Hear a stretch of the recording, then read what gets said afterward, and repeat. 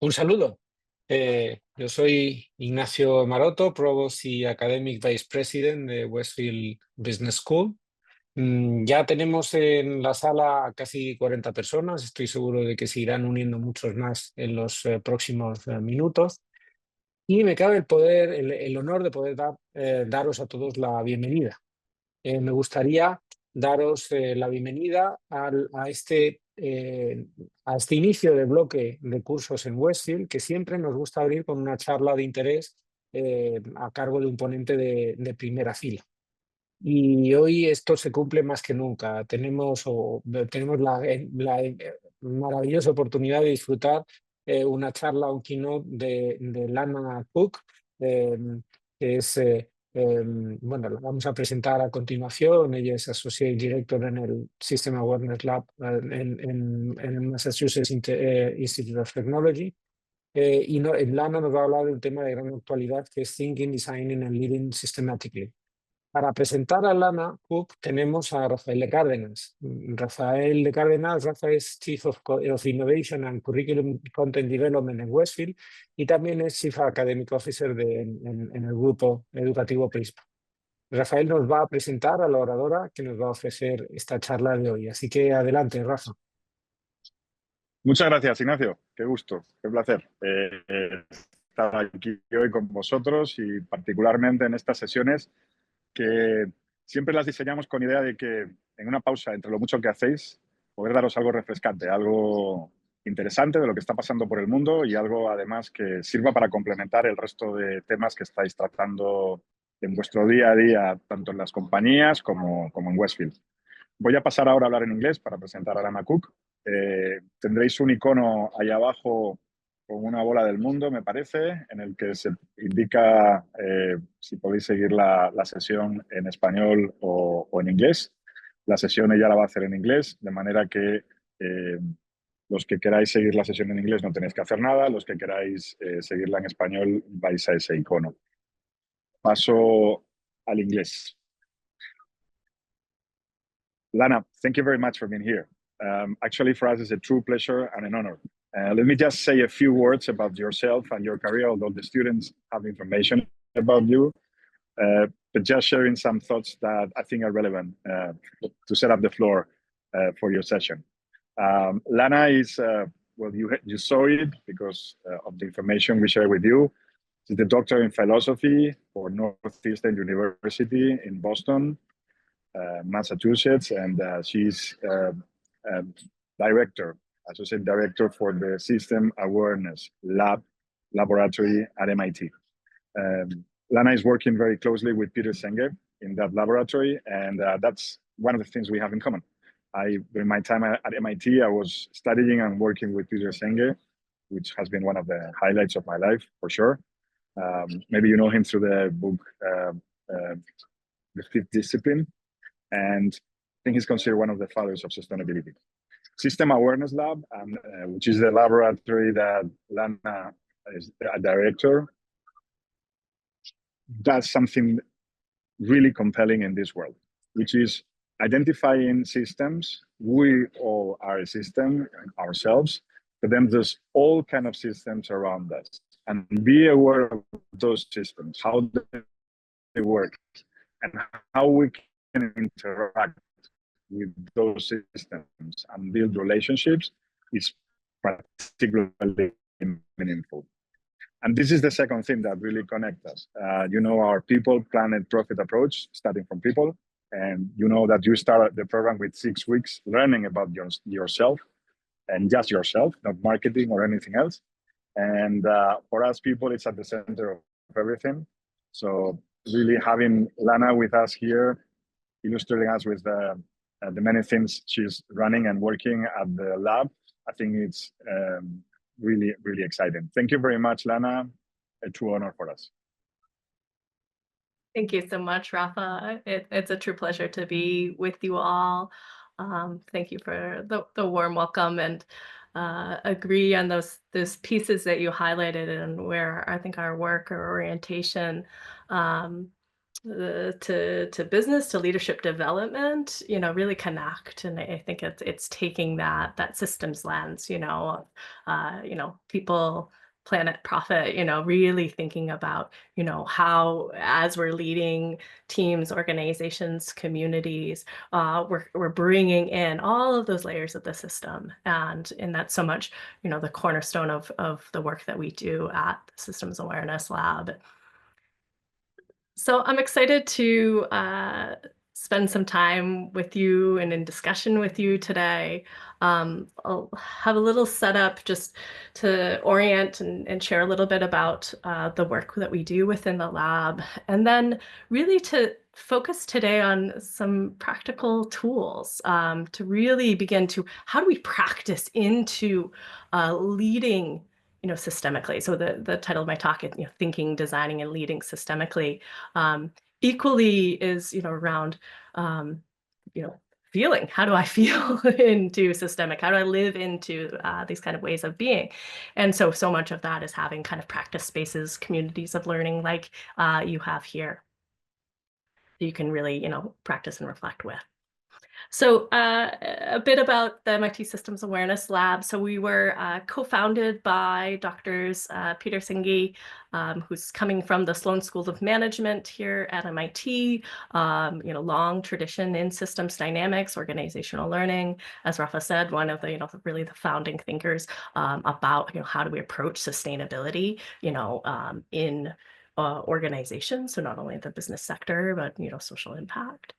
And then our other co-founder, Dr. Meta Bowl, is a evolutionary biologist. And so she's kind of coming from this living systems orientation. So we take, those two traditions around, systems dynamics, how do complex systems operate, how do people behave within them, to how do we understand living systems, and that kind of, what does it mean for us each to live and grow within complex systems, and how do we think about the organizations, companies that we lead as really living organisms, rather than the kind of mechanical model of scale, really thinking about growth and development. And so our approach to systems change, and a lot of the work that we're doing within, complex systems of education, social impact sector, as I said, growing out of this systems dynamic tradition, but rooted in that living systems understanding, is really how do we raise a kind of understanding and awareness of the interconnection between multiple layers of the system. So we often talk about the sort of system out there, right? We need to change the system. Right. And we can think of that as different societal, political, economic, maybe even ecological systems, and pay less attention to like what's happening within our kind of own inner systems, or the relational systems of which, we're all a part of right now. And so we really, how do we interconnect all of those layers of the systems and help people sort of navigate complex change processes with a systems understanding? And then, one of our kind of core orientations is actually really rooted in compassion. Change is really hard, right? Whether that's change at a personal level, right? I need to change a diet, exercise routine, how I budget or finance, how I relate to my partner or spouse, to how do I change a complex organization like a company, a nation, a global society. And so how do we, root in compassion? How do we, sort of sit with the suffering of another? How do we develop compassion and empathy for all of those in the system, including those who we might really disagree with? So that we can begin to kind of better understand the forces of kind of resistance to different change efforts, and work with those, including compassion for ourselves as we navigate complex change. And so it's a kind of a point I'll return to it at different points as we look at kind of maybe some of those challenges as we, both think and really try to lead in a systems kind of orientation. As, what do I do with resistance? What do I do with challenge? So some of the core kind of research questions that we're exploring as a lab is, how do you support a kind of living systems change. So how do you help communities who are undergoing complex change processes? So we're working with, for example, the state of California, a number of county offices of education around how do you enact, kind of significant structural and value, changes at the level of classroom, school, district, county, state, nation. And how you do that way in a way that's not just programmatic or mechanical, but really around the kind of growth, continual growth, learning, and development. And then how do you study systems change in the making? So how do you know that you're changing at the sort of systems level? And it's not just sort of what we'll talk about in a moment, a quick fix, and then the system reverts back once that leader leaves or that program, gets, rolled out or reaches its end of its timeline. So how do you know you're really working on kind of an ongoing or continuous process of change? And so we're studying those kind of conditions in different contexts.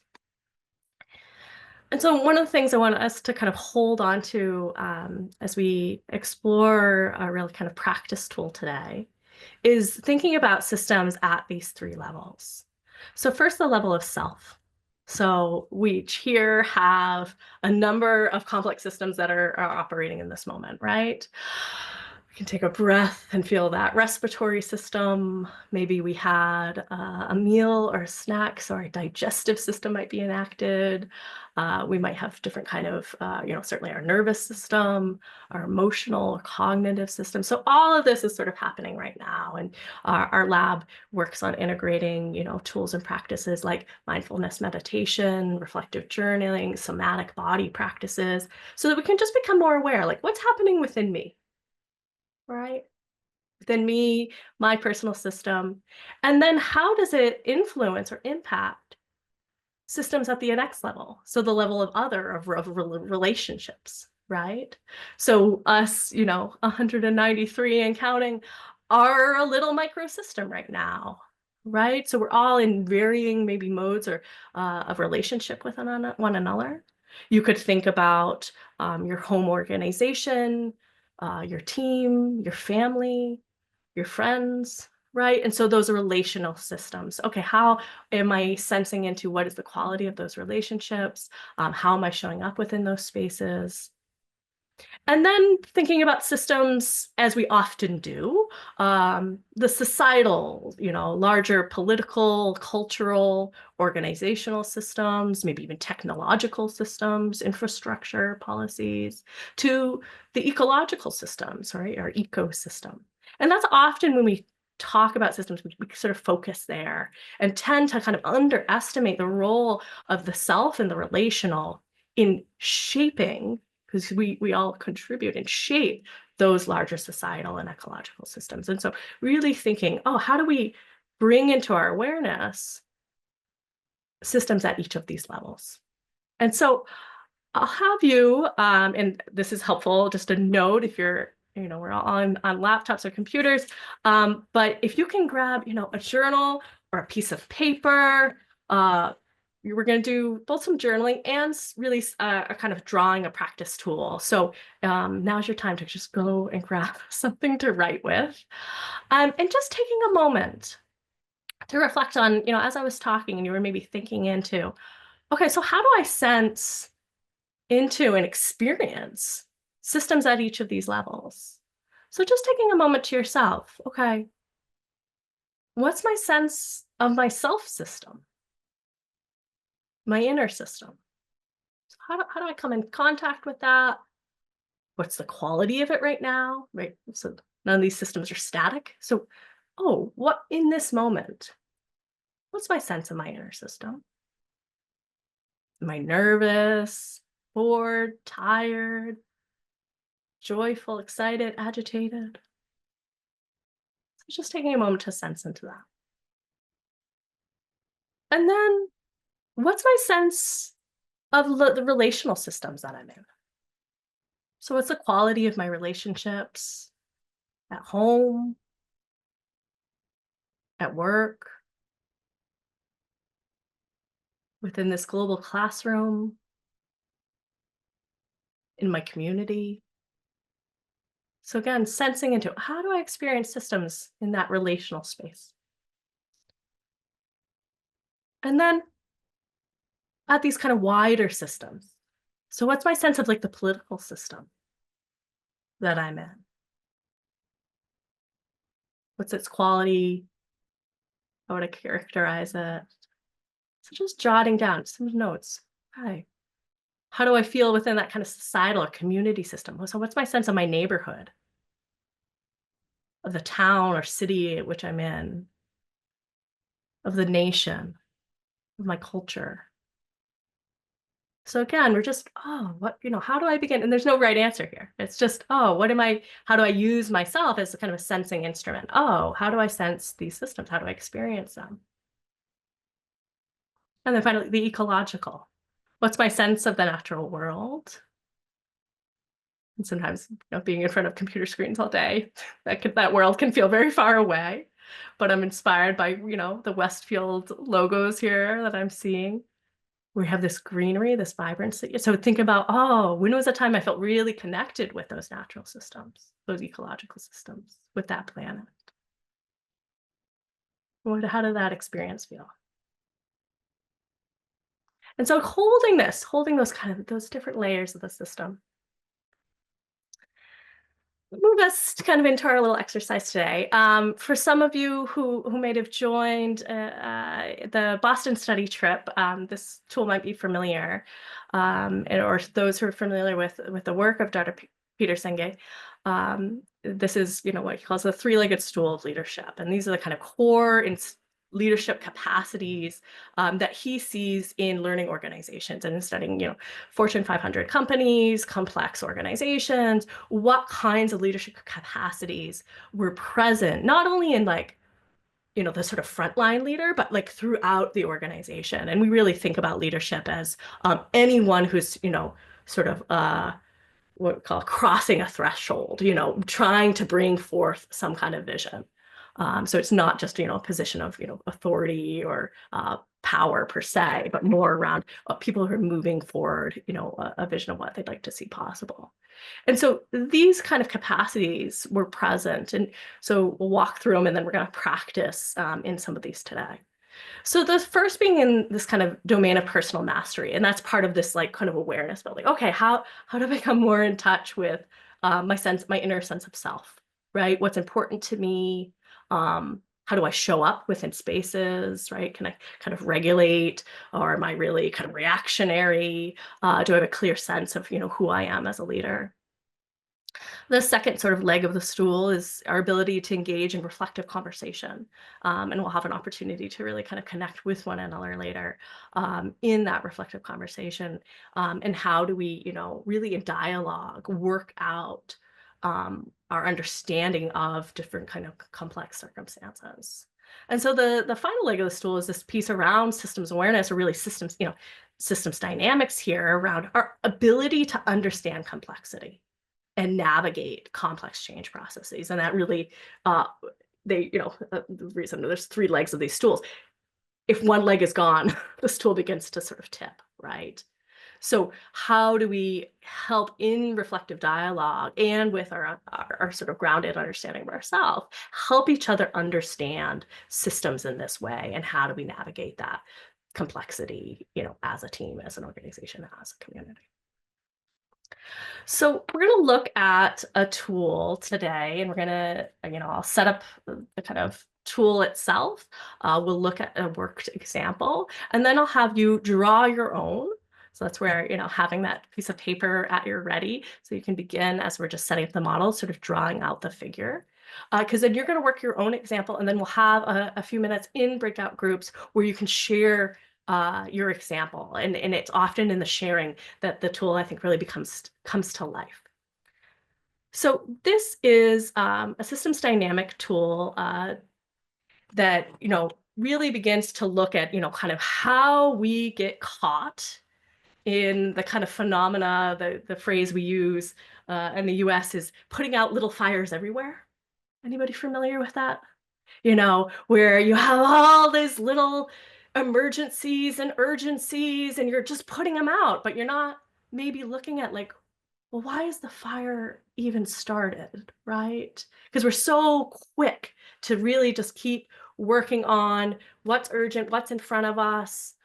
We get caught in kind of a tyranny of the urgent that we can't even begin to look at, oh, what's causing this situation at the start? And so in this kind of model, we have a problem symptom. So this is the little fire, right? That pops up. I'll use an example from, just a kind of personal or medical domain. I have a headache, right? So you have a headache.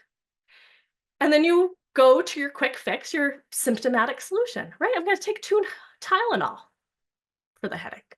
And so the headache goes away.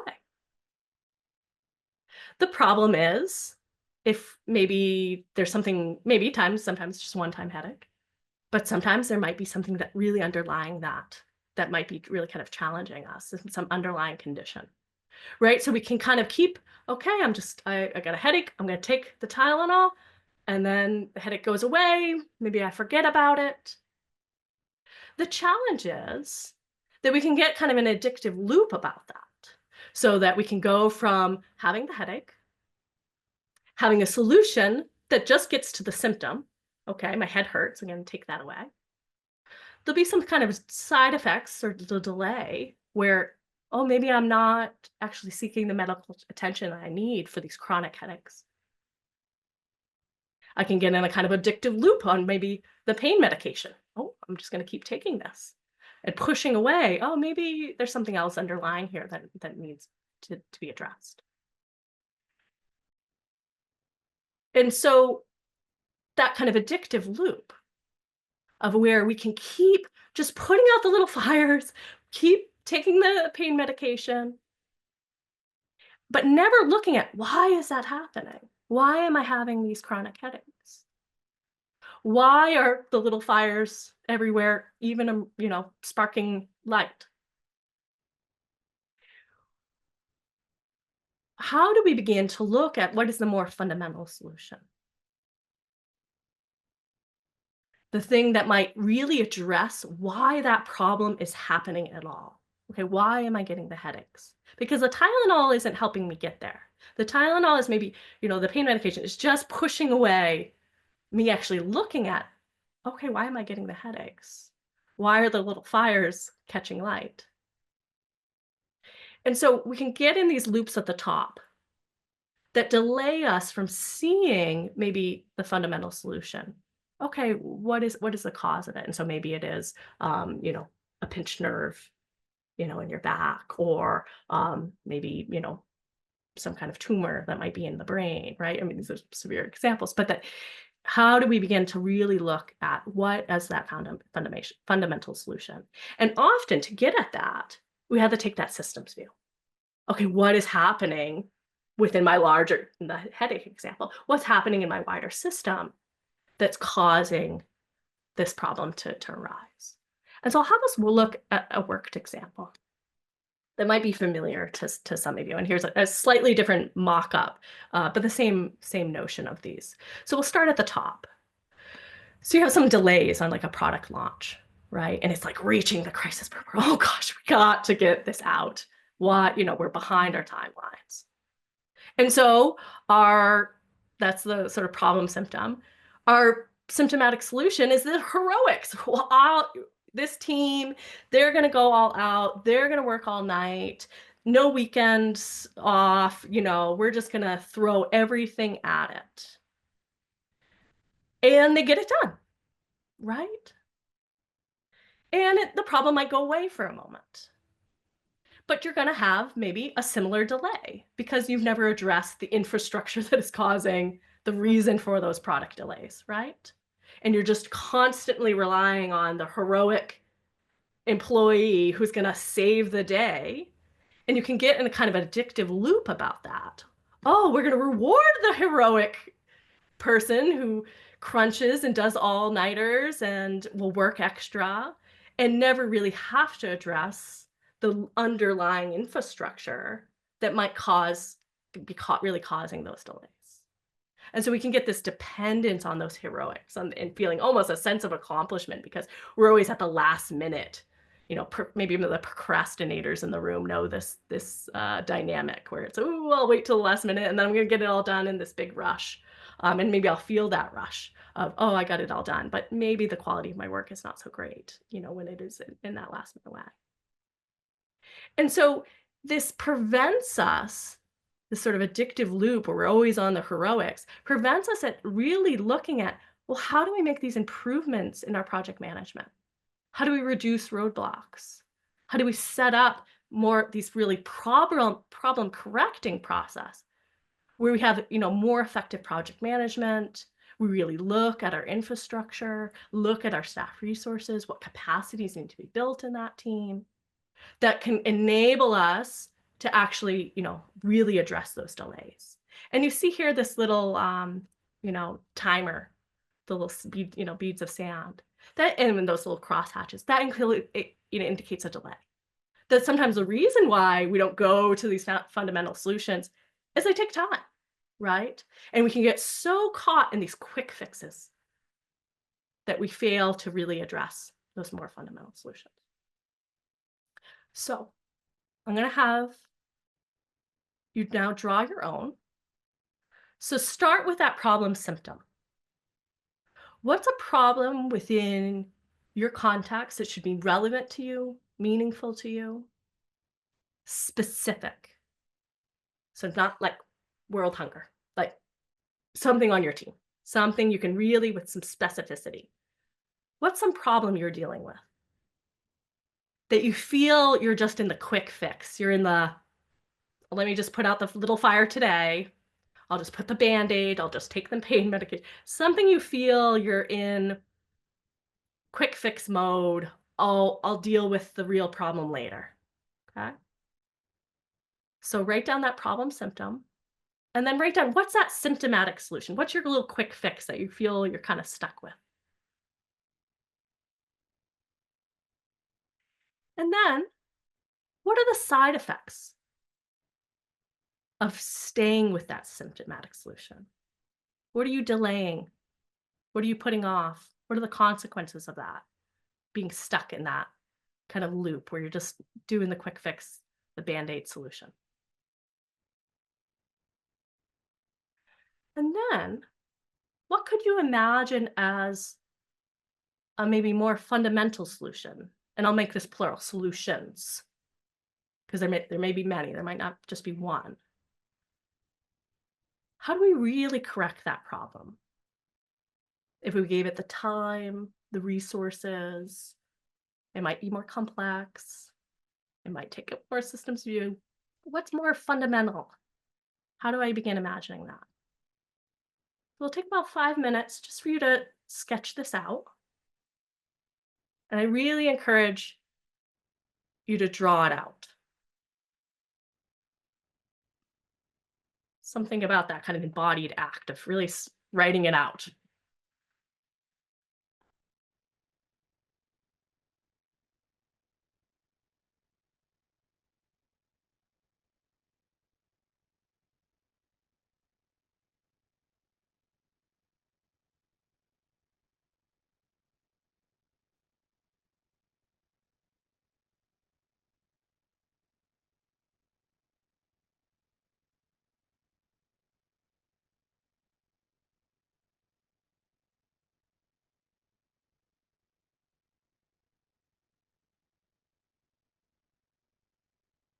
What's my problem? What's my quick fix? That symptomatic solution. What might be some of the side effects, the unintended consequences of just staying in with those quick fixes?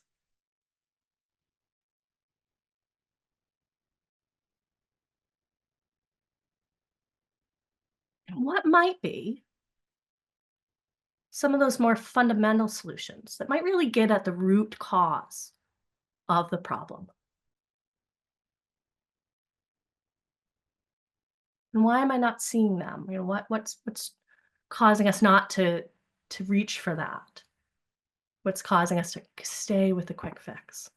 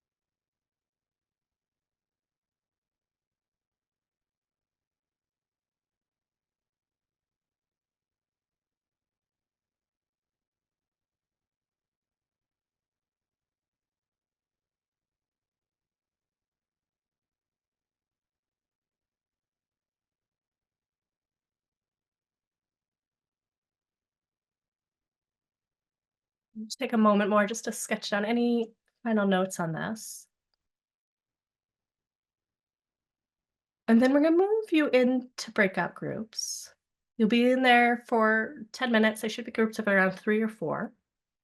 Really invite you to turn your camera on if you're able to, just to really increase the quality of that dialogue. You can speak in whatever language is most comfortable for the group. And you're going to share your example. And it's okay if you're confused or you're going, oh, I'm not sure if I have this right. It's in talking it through that you're going to feel, oh, okay, where and how are we understanding this? And so one of the pieces here is just to really attend to like your quality of listening. So having, and this goes back to that 3-legged stool, that reflective conversation, right? So can I hold space and just really listen to what another person is sharing?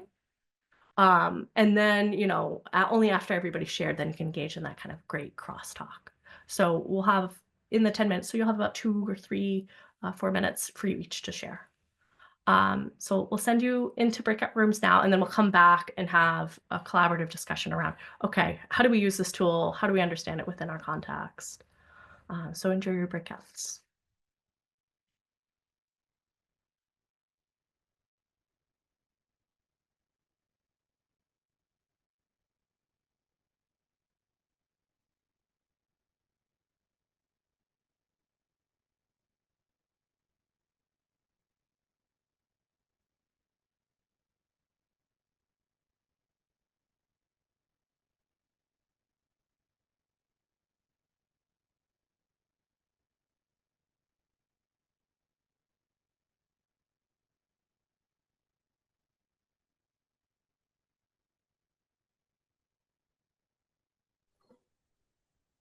I'm going to ask something in Spanish, Lana.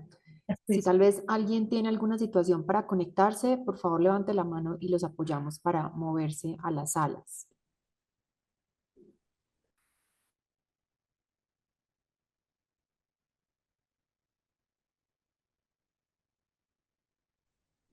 I was just asking if somebody has any trouble moving to the breakout room. Sorry, Lana. Yeah, no, it's good. Yeah, I see that they're slowly moving into the space.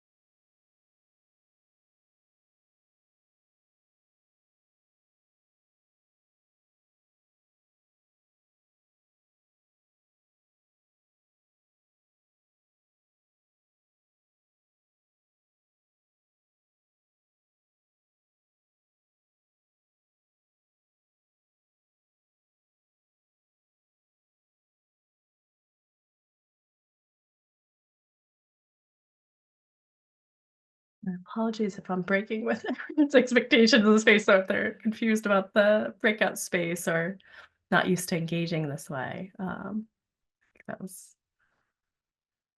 perhaps better for me to inquire either earlier if they're not used to being in breakouts. I'm sure they will enjoy it and learn.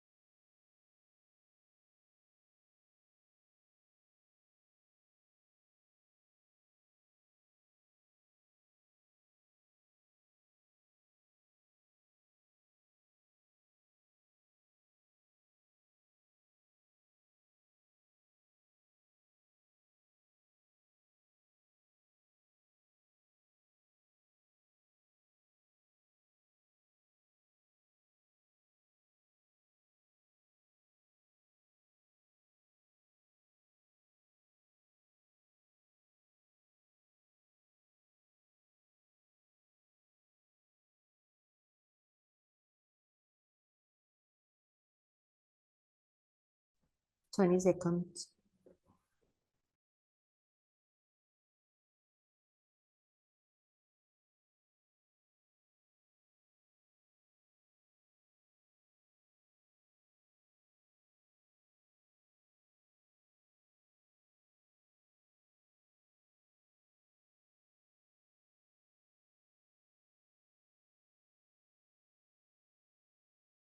Welcome back. It's wonderful to see all these faces kind of populating when you put in gallery view, you just see, oh, look at everyone from around the world.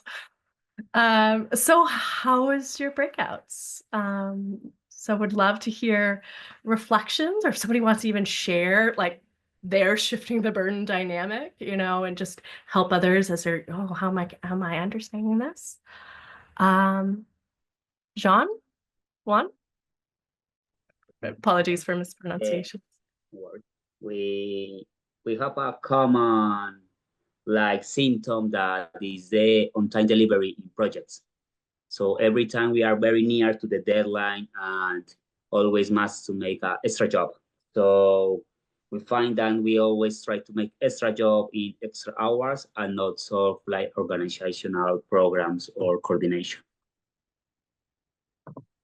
Wonderful. And I saw lots of nodding heads. It sounds like a couple people have been stuck in that dynamic. Yeah. Laura.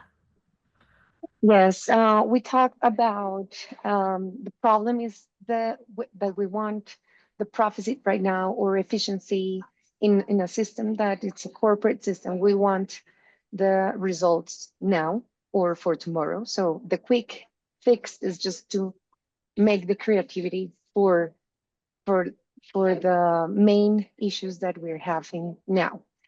And what we talk about is that the side effects of this is not thinking about the long term of the company or our systems, because we're just trying to solve the problems of what we have now. So what we thought about was that fundamental solutions can be either like time to think where we're going. That's the first thing. That's the first thing. And the second thing that we conclude is that some of the decisions are just in some persons. And what we have to promote is creativity in order to think differently.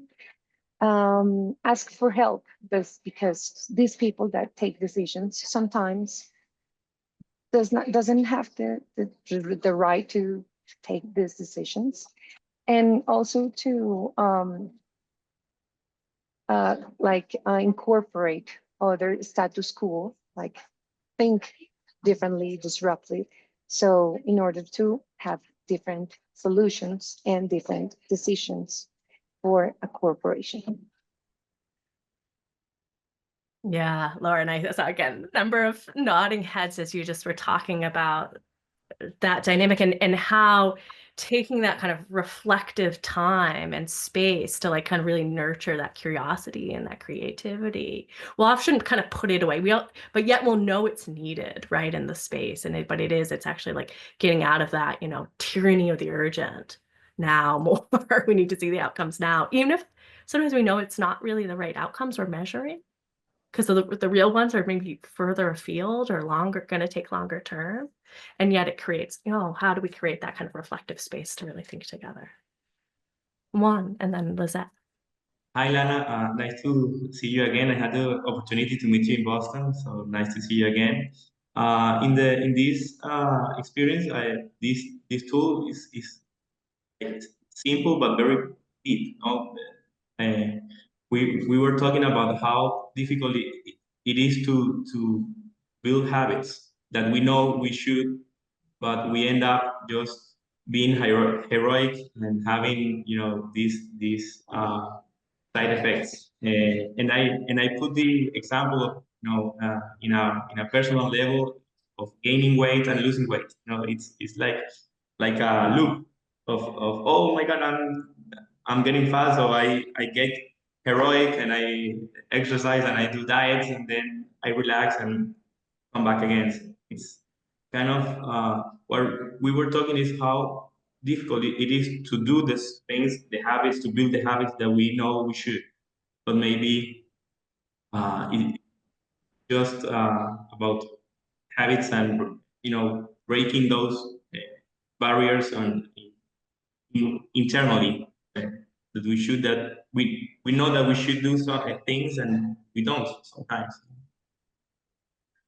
Yeah, and one of the things that, sort of phrases or language to look out for that you might be like in an addictive loop, whether personally or like organizationally, is often you'll hear, when people talk about these sort of Band-Aid solutions or quick fixes, it's like, well, we can stop anytime we want. But they're continuing, right? And so there's this sort of like recognition, well, we could, but we're not going to, because we're not taking, again, that reflective time to, oh, how do we really look at the root cause? And what when we more fundamentally help us address this issue? But we're just sort of stuck in that, oh, this is the way we've always sort of done these things. Lizette? Yes. Okay. I was trying to mute my, now I'm good. Talking about resistance and pains and the thing that the people try to do the thing the best way they know to how to do it. When I started a position here a long time ago, for example, to prepare reports, because I work in a bank and then they need to present quarterly reports, but monthly, we need to prepare a documentation for the upper management. And I'm working in the data side. So I'm the one that provides data to a lot of people. And at the beginning I started, everybody is gathering the information via Excel, I put it together, and creating a master Excel files, and the different units try to work it like a separate. So I want to be the superhero on my side. I wanted to be the first one to say the numbers, and in the other hand, another unit, let's say finance and marketing, working doing the same exact thing to present the same numbers, but the results are different because they are gathering information in different ways. So I worked in a project when two people for quality and performance unit. It takes for them 3 weeks to prepare monthly reports to people. And when we start working together to put all the information in the same place, in a data repository for them to collect it, asset, and present the report, and it took 1 week, one person to prepare the same information monthly. Instead of presenting monthly, they started to present it weekly. So that's the game. Yeah. And so you begin to see where actually, if you take the time and space to work at the fundamental solution, there might be a delay of, oh, it takes a while to set up that new reporting structure or that infrastructure, right? But that it actually enables the problem not to be there as much, that people aren't having spent so much time on those reports, having this mismatched data, because we actually worked on the infrastructure and the ways for people to work together. So we'll close with Amelia, a comment from you, and Cesar, and then we'll do a little closing. Amelia. Hi, Lana. Hi, everyone. In our group, we were talking about how we end up having a lot of tasks and we don't know how to prioritize them. Like we usually end up trying to do all of them at once, and maybe end up doing them wrong or not doing nothing at all. So we were talking about how now we have a lot of tools that help us to track all these tasks so we don't forget them, but also can help us prioritize them in a correct way, and maybe even understand how our time has been managed and where we have to make an effort to correct these times and do these tasks in a better way. And I'm sure you all can think of examples of that where I got to do that reflective work, set up those better systems, but we just push it away. We're just maybe so in the weeds, in the mess, in the day-to-day. And yet, oh, how do we just get stuck in that? So we'll hear from Cesar, and then we'll do a little closing. Hi everybody. It talk about with my group decision put in the center the problem, identify and define the problem, generate possible solutions with a brainstorm, decide a solution and implement this solution, evaluate it, because it's always the most important, the feeling with persons, how feeling and know and avoid hurt, maybe is our opinion. Thank you. Thank you. Thank you. And that actually, I think, leads nicely into what I'll share next. I mean, I'm just going to put the shifting the burden tool back up. So now, after maybe hearing some people's examples, you might begin to sort of identify from their stories where we heard like those problems, right? And how, oh, we kind of, did the heroics, or we had this really kind of messy process where people weren't really working together, and yet we just kept going with that, and it led us to, kind of almost become reliant on this is just the way we do things here, to, these real kind of side effects of like waste of people's time and inefficiencies, personal dynamics or kind of relationships not being as strong on teams, and then putting off that kind of reflective work of like, what are the kinds of infrastructure, team resources, capacity building, whether individually or as an organization, that we needed to really develop the process or the system that was going to be more fundamentally solve that issue. And so going back to, we started with this kind of awareness of systems, right? My awareness of the self, of my relational systems, and these larger like societal, ecological systems. And so just reflecting like, how does my awareness of systems like either help or maybe hinder my ability? So maybe I'm not aware of the systems as I should be. My ability to understand and address those more fundamental solutions. So in many of your examples you spoke, it actually took like a team of people looking at the problem from maybe different perspectives, or to get to the solution, you really need to have that kind of whole team. And a piece of advice about using a tool like this in your organization is to come at it not as like sort of advocacy of like, look, everyone, I've solved it. Look, I got the fundamental solution, but actually use it as an inquiry tool. How might together we look at that fundamental solution? Because if you're like a frontline manager, how might you engaging the rest of your team? Because they might actually see a different part of it.